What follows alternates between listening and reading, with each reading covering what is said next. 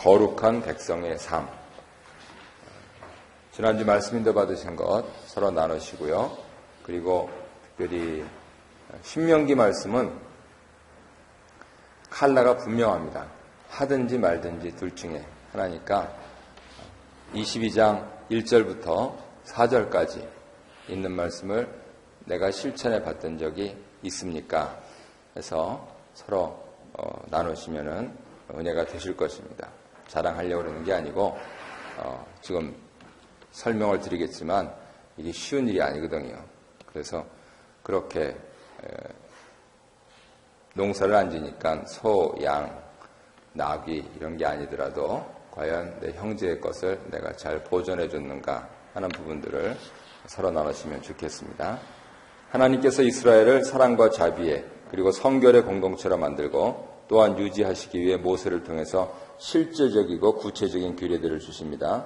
수평적인 관계에서 이루어져야 할 공동체의 삶의 모습이 여러 규례들로 주어지고 있는데요. 이웃 사랑을 실천하는 것은 추상적이거나 관념적이지 않고 매일 일상과 관계 속에서 구체적으로 구현되어야 한다고 교훈합니다. 예수 믿으면은 신본주의를 해가지고 인본주의가 떨어진다 그렇게 설명들을 하는데 예수 믿으면 신본주의 때문에 인본주의를 제대로 합니다. 그런 부분들을 성경 말씀을 잘 터득하시면 좋겠고요. 말씀과 나눔 보겠습니다. 형제의 공경이나 손해를 무심하게 지나치지 말고 적극적으로 도와야 한다고 교훈합니다. 1절에서 4절인데요. 형제의 우양이 길을 잃거나 넘어졌을 때 어떻게 해야 합니까? 못 본 채 하지 말고 잃어버린 형제에게 반드시 돌려주어야 합니다. 우양이 넘어졌을 때도 못 본 채 지나지 말고 형제를 도와서 함께 일으켜 주어야 합니다. 나도 시간이 없어 죽겠는데 뭐 이런 일까지 해야 되느냐. 그렇게 하라고 그러시는 거죠. 그래서 정리하면 이웃의 재산을 어떻게 보호해 주는가 하는 부분들에 대해서 말씀을 하시고 있는 것입니다. 그래서 어려움을 당한 이웃을 외면하지 말고 도와줘야 되고 그것이 신자의 책임이다 그럽니다. 그것을 회피해서는 안 된다 하는 것이죠. 그것은 이웃의 생명과 소유를 함께 건사할 때에 비로소 언약 공동체가 유지되고 발전되기 때문에 그렇습니다. 그리고 거룩 자꾸만 이상한 얘기들 하는데 그렇게 공동체가 보존되는 것이 거룩한 것입니다. 우리가 개인 구원만 자꾸만 얘기를 하는데요. 아마 공동체 구원에 대해서 들어보셨을 텐데 여기서 다 같이 예수 믿고 있다가 나만 천국 가고 쟤는 지옥 가고 그렇게 생각하면은 거룩한 사람이 아니란 뜻입니다. 내가 천국 가듯이 쟤도 천국 가야 된다라고 생각하는 것이 거룩한 것이라는 거죠. 그래서 나만 잘하면 된다 아니고요. 쟤도 잘해야 됩니다.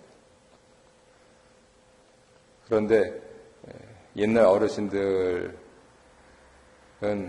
중고등학교도 입학시험 보셨잖아요. 그게 이제 예비고사가 되고 그다음에 학력고사가 되고 요즘에는 수학능력 평가시험이 되고 그래서 이리저리 바뀌고 있는데 과연 하향 평준화를 해야 될 것이냐 상향 조정을 해야 될 것이냐 상향 평준화라는 말은 없습니다. 그거는 목표이기 때문에 그래서 하향 평준화로 갈 것이냐 아니면 전체로 갈 것이냐라고 하는 것을 항상 염두에 둬야 됩니다. 여러 번 설명드렸지만은 사회학적으로 쥐실험을 통해서 드러났는데요. 6마리 쥐를 놓으면 2마리는 항상 막 앞서가고 2마리는 그걸 따라가려고 막 하고 나머지 2마리는 항상 뒤처집니다. 그게 이상해요. 짐승이 그렇게 만들어졌어요. 그래서 요거 봐라. 그래가지고 이 집단하고 저 집단에서 앞서가는 2마리 쥐를 세 집단에서 골라가지고 놓잖아요. 모두 6마리가 같이 갈 것 같죠? 안 그래요. 거기서 또 2마리가 앞서가고 2마리가 주라고 따라하고 또 2마리가 뒤처집니다. 그러면 요거 봐라. 그래서 그 뒤처지는 세 집단에 2마리씩 갖다 놓잖아요. 그러면 전부 다 뒤처질 것 같죠? 거기서 2마리가 또 앞서가고 또 따라가고 그래서 이게 구조구나 하는 것을 학자들이 알았습니다. 어느 집단이나 그렇습니다. 사람도 마찬가지입니다. 그랬을 때 과연 어떻게 공동체를 꾸려갈 것인가 하는 것, 이것 상당히 주의 깊게 가야 되는 것이고요. 교회 전체로 생각해서도 그렇고 구역으로 생각하셔도 그렇고요. 막 나만 혼자 앞서가면 안 됩니다. 따라오는 사람들이 있어야 되고, 그리고 뒤에서 뭐 하는 거지? 그런 사람들도 같이 가야 돼요. 그렇다고 뒤에서 뭐 하는 거지? 있는 사람들한테 맞출 수는 없어요. 그러면 진보가 안 되니까. 그래서 함께 간다라고 하는 거 엄청나게 어렵습니다. 지금 내 할 일도 바빠 죽겠는데 이웃의 소를 일으켜 주라냐고. 소가 왜 누워 있겠어요? 아프거나 병이 났거나 아니면은 문제가 생겼으니까. 그거를 낑낑매리면서 땀을 흘려서 도와주라고 소리입니다. 쉬운 일이 아닙니다. 2번 보겠습니다. 우양을 잃어버린 형제가 멀리 있거나 그를 알지 못할 때는 어떻게 해야 됩니까? 하나님은 참 더하면 더했지 참 이런 말씀을 하셔요. 그 우양을 집으로 데리고 와서 주인을 찾을 때까지 간직하고 보호해 주라고 합니다. 첫 번째로 무엇보다도 다른 사람 우양을 탐내지 말라고 합니다. 그건 다른 사람 거라는 겁니다. 그리고 그 우양을 책임져서 돌봐주려면은 글자가 들어 이슬만 먹고 삽니까? 건초도 먹어야죠. 그리고 또 쓸어줘야죠.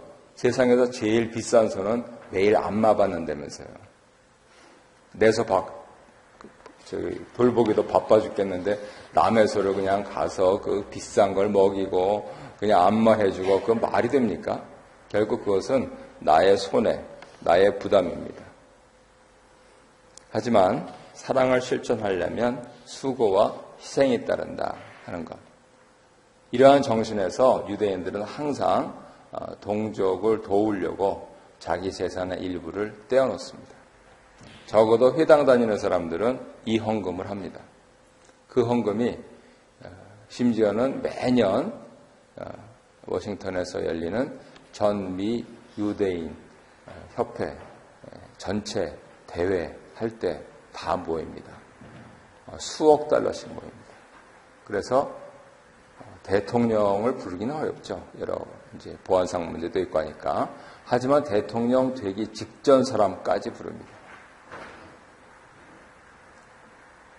자기 동족을 정치적인 입김을 통해서라도 보호하겠다라고 하는 강력한 의지입니다.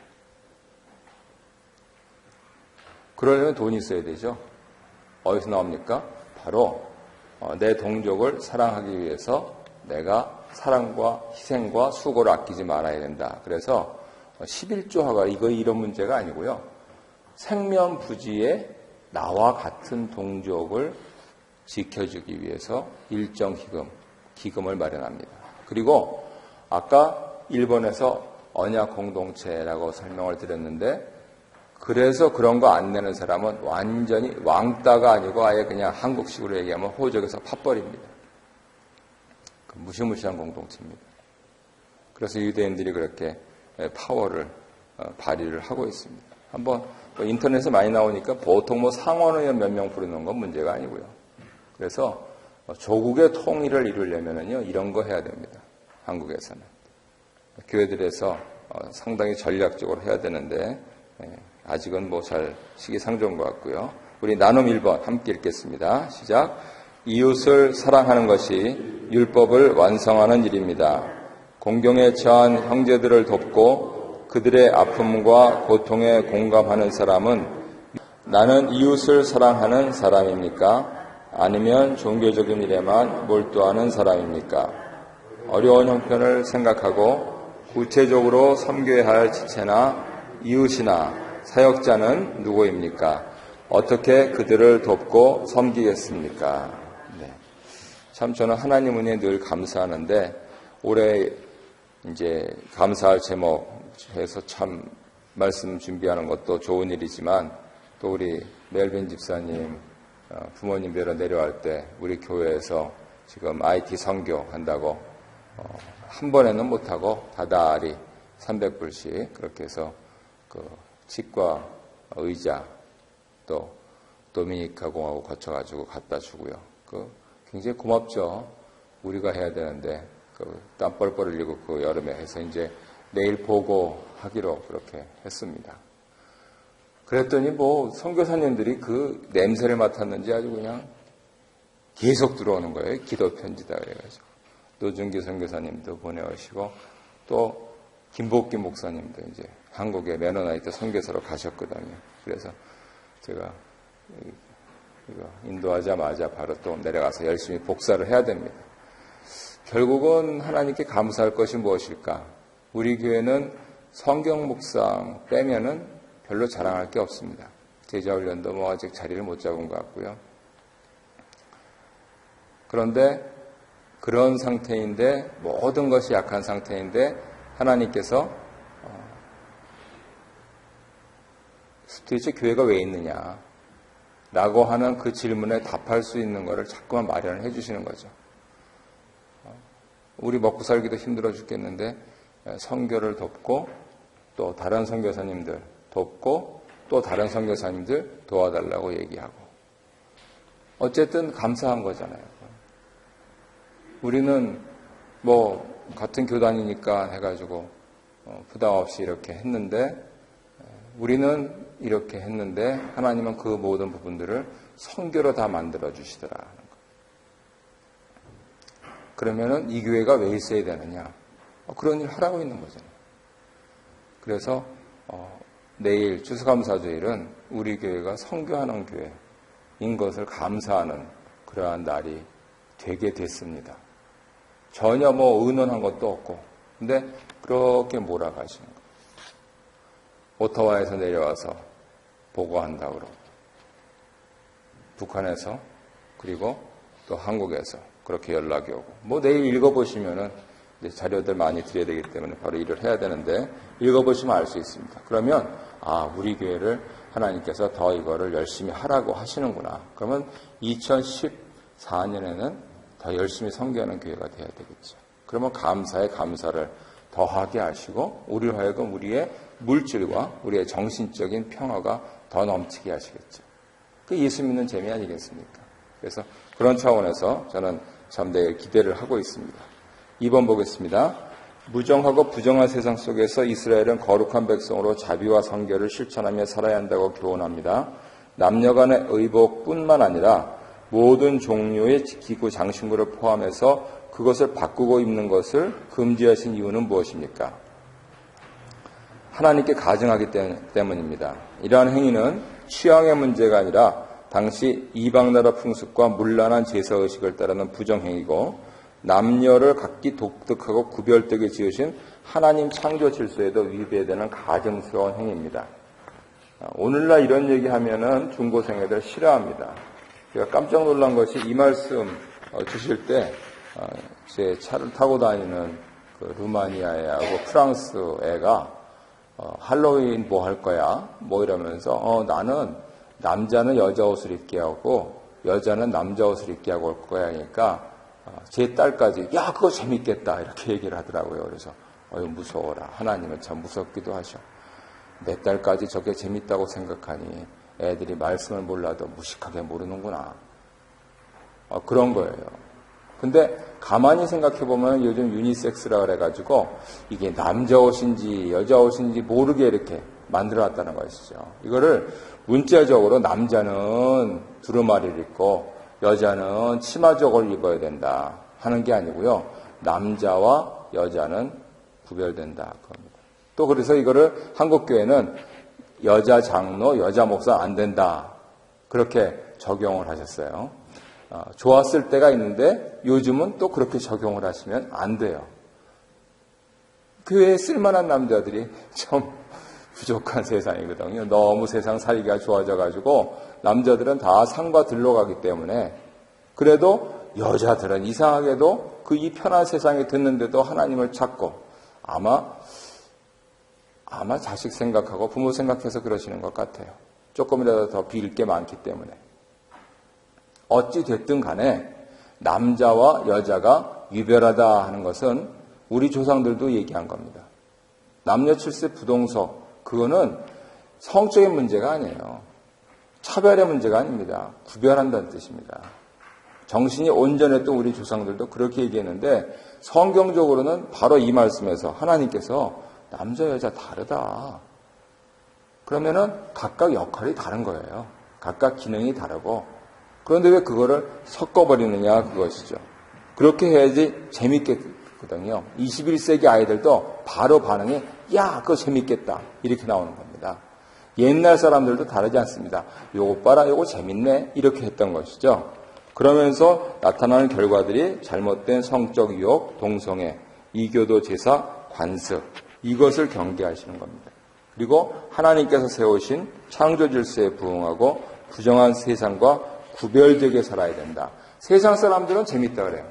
그런데 우리는 재미있을지는 몰라도 하나님 그렇게 우리에게 말씀하시지 않으셨다. 그래서 정리하면 성의 구분을 없애려고 하는 세상 풍조는 창조 질서를 파괴하는 행위다. 그리고 가정은 물론 사회 전반에 큰 혼란을 야기하는 중대한 범죄다. 이렇게. 지난 주일날 해외 토픽은 아주사 패시픽 대학이라고 미국 서부에 있는 학생 수로는 제일 많은 대학이에요. 학생이 한 12,000명 정도 되니까요. 거기 15년 동안 교수하셨던 여자 교수님이 나는 남자다. 그래가지고 성전환 수술을 하시고 그 학교가 복음주의 학교이기 때문에 더 이상 이렇게 계약이 연장이 안 됐습니다. 이상하게 그거를 미리 하시든지 보통 미국 대학들이 7년 동안 이제 일을 하고 나서 7년이 지나면 테뉴어라고 정년 보장 제도를 받는데 이분은 이상하게도 5년 단위로 바꿔오셨어요. 그래서 세 번째 텀 끝나고 네 번째 텀으로 하셔야 되는데 학교에서 그렇게 이제 보통 그런 거 커밍아웃이라고 하지 않습니까? 나는 그래서 남자이기 때문에 이렇게 했다. 근데 그분이 남편도 있으시고 딸도 둘이 있거든요. 그래서 아예 계약이 갱신이 안 돼가지고 교수직을 잃으시고 그래서 이제 굉장히 반발하고 하는 일들이 있었습니다. 근데 다른 학문이라면 몰라도 신학은 안 된다 하는 거를 얘기를 해줘야 하지 않을까. 그것이 신명기 22장의 근거에서 남자 여자는 다르지 않은가 하는 거. 그래서 우리 아들들 여자애를 키우지 마십시오. 우리 딸들 남자애를 키우지 마십시오. 믿는 가정도 세월이 지날수록 아빠는 점점 여성화되고 엄마는 점점 남성화되는 경향을 읽을 수 있기 때문에 하나님께서 그래가지고 결국은 같이 가다 보면은 한 60 넘으면은 거의 친구처럼 그렇게 가시는 것을 볼 수가 있는데 그렇지 않아도 그렇게 되는데 일찌감치 10대부터 20대부터 그렇게 만들지 마십시오. 물론 천국 가면 어떨까? 천국 가면 남자가 많겠어요? 여자가 많겠어요? 여자가 많겠죠? 네. 믿는 사람이 많을 거예요. 천국 가면. 그래서 예수님께서는 시집도 안 가고 장가도 안 간다. 이렇게 말씀을 한 것이고요. 어떻게 됐는지 이제 가보면 아시겠죠. 어쨌든 세상 살 동안에는 우리는 남자, 여자 구별하고 사는 게 좋다. 차별하자는 얘기가 아닙니다. 저도 여성 장로 찬성합니다. 저도 여성 목사 찬성합니다. 그래서 열심히 캐나다 교단에 가입해서 공부하고 있습니다. 성도님들도 우리 교회 여성 장로님들 세워주셔야 됩니다. 나도 하나님께서 준비시키십니까? 그러면 순종하겠습니다 하면서 여성 장로님들이 많이 나오셔야 됩니다. 그래서 하나님 말씀하신 대로 구별하면서 그리고 교회를 같이 세워나가도록 그렇게 하는 일들이 중요하겠죠. 2개 남았는데 얼른 끝내겠습니다. 어미새와 새끼를 아울러 취하지 않는 자에게 무엇을 약속하십니까? 집을 건축할 때 지붕에 난간을 만들어야 하는 이유는 무엇입니까? 참 특이합니다. 복을 누리고 장수하게 되리라고 약속하시고 난간을 만들어야 하는 이유는 피 흘린 죄를 집안에 두지 않기 위해서다. 이렇게 말씀을 하십니다. 즉 무죄한 자의 피를 흘려서 땅을 더럽혀서는 안 된다라고 하는 언약적인 문맥 속에서 말씀을 주시는 건데요. 형제 생명과 안전에 대한 배려는 언약의 근본 형식입니다. 남의 속뿐만 아니고요. 그 형제 자신이 중요한 것이죠. 바로 먹을 수 있다 그래가지고 그걸 탐욕의 대상으로 삼으면 안 된다 하는 것입니다. 닭고기 먹는 게 좋습니까? 계란 먹는 게 좋습니까? 뭐 취향 따라 다르지요. 예. 취향 따라 다르더라도 계란 드시라는 겁니다.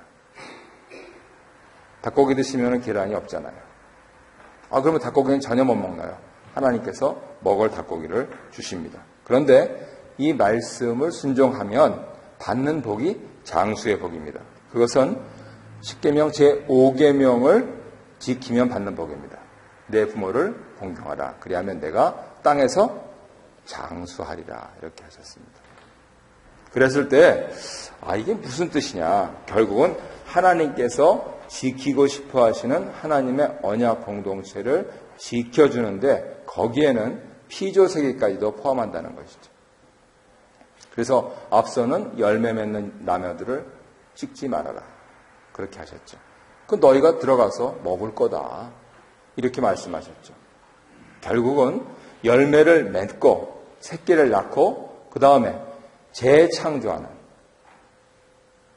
구속적인 용어로는 새 창조하는 그러한 일들을 하는 부분들을 오히려 장려하고 막지 말아라 하는 그 소리입니다. 그래야지 공동체가 번영한다는 것이죠.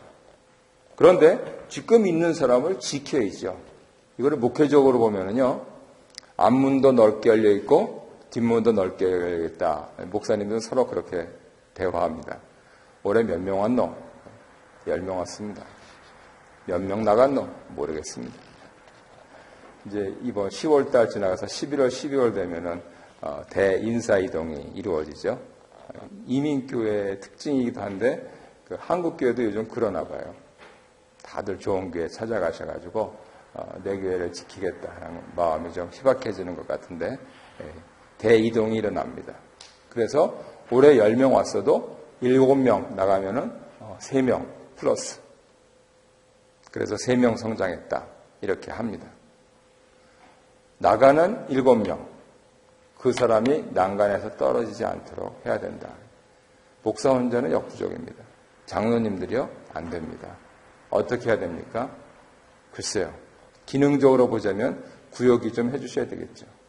하지만 두루두루 그 사람이 진짜 그 공동체에 속해 있다면은 난간을 만들어서 떨어지지 않게 해야 된다. 그렇게 말씀을 하시고 있는 것입니다.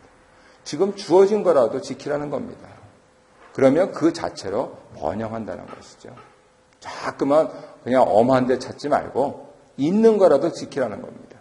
그래서 그런 차원에서 어미새도 취하지 말아라. 난간 만들어서 형제가 사상당하는 것을 막아라. 그렇게 하는 것입니다. 아주 사소한 일에도 최선을 다해야 한다는 것이죠. 지금 우리 LA팀 갔다 오시면서 책을 한 권 사오셨는데 제가 아주 감명 깊게 읽고 있습니다.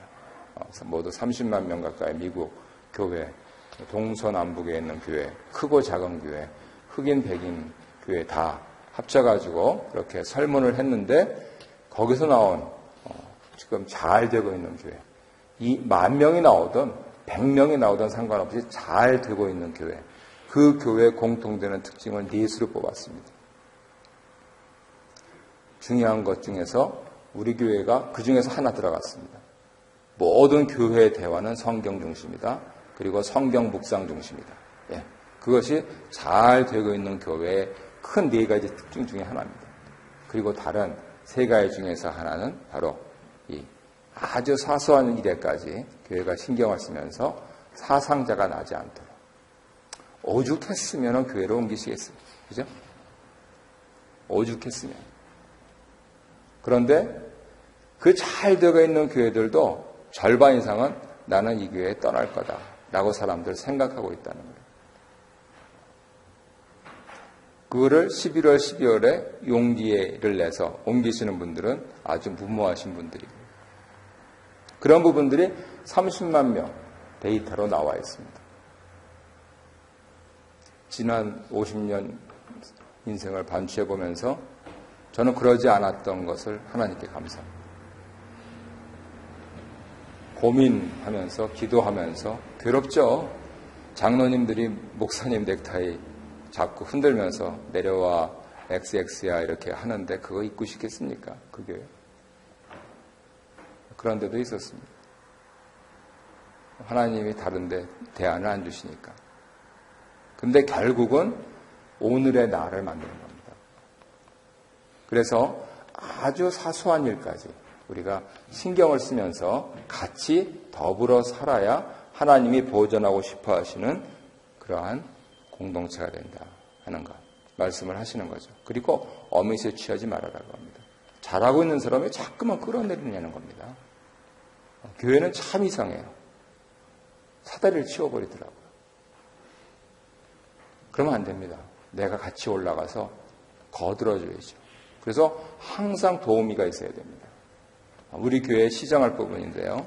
잘하시는 분은 혼자 잘해오셨어요. 근데 예수님은 혼자 보내지 않으셨습니다. 꼭 몇 명씩 보내셨습니까? 2명씩 보내셨습니다. 그리고 예수님은 꼭 몇 명 데리고 다니셨습니까? 3명 데리고 다니셨습니다. 이 원리입니다. 오늘 마이크 설치할 때도 2명씩 했으면은 다른 사람한테 물을 필요가 없습니다. 그런데 혼자 하다가 자리를 비우면 다른 사람들이 당황합니다. 그래서 꼭 2명씩 하셔야 됩니다. 예수님의 원리입니다. 마지막 문제, 겉옷, 옷단 4개에 무엇을 만들게 하십니까? 술을 만들게 하세요. 마시는 술이 아니고요. 띠, 끈 혹은 장식으로 여러 가닥에 실러 만든 그 술인데요. 이거는 목적이 이스라엘이 그 술을 볼 때마다 하나님 명령을 기억하고 지키게 하려는 의도입니다. 물론 아름답습니다. 품위가 있어야지요, 믿는 사람들은.